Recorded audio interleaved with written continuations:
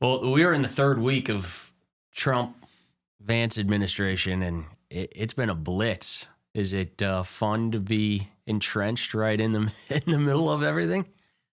Yeah, this is a whirlwind, and I don't know that we can keep up with everything that's going on. But like, it seems like Congress is going to have to be reactive, which is probably good because we tend to, from the last 2 years, my experience is Congress is not real bold.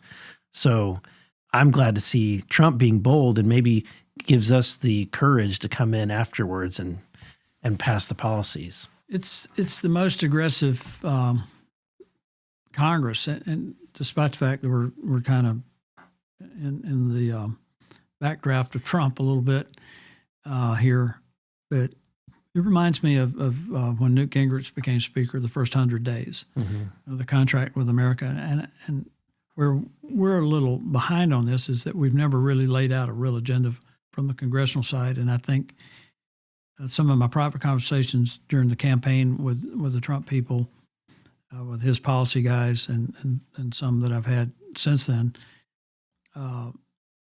Trump's on the right track, but I think they need to realize that it's not that Congress needs a role, it's that Congress has a role, and that the Constitution comes into play in some of these. It's like this discussion about eliminating the Department of Education. Well, that can't be done by executive order. The Department of Education was created by act of Congress, so it will take an act of Congress. And my suggestion to the Trump team and to the Republicans in the House is that we transform the Department of Education into the Department of Workforce Development and roll it into the Department of Commerce, and block grant the money back to the states with a heavy concentration on STEM education. Oh, I like that. Because the fact that we're having another debate over expanding H-1B visas because we need engineers and technically trained people here is an indictment of our education system. And nobody really thinks of it like that. They're just looking at what we need instead of thinking, why do we need all these people? It's because we've done a very poor job here. And so I think that's the way to go, and I think President Trump has already shown a very strong commitment to school choice, which I think is going to help us there. And then systematically look at these things.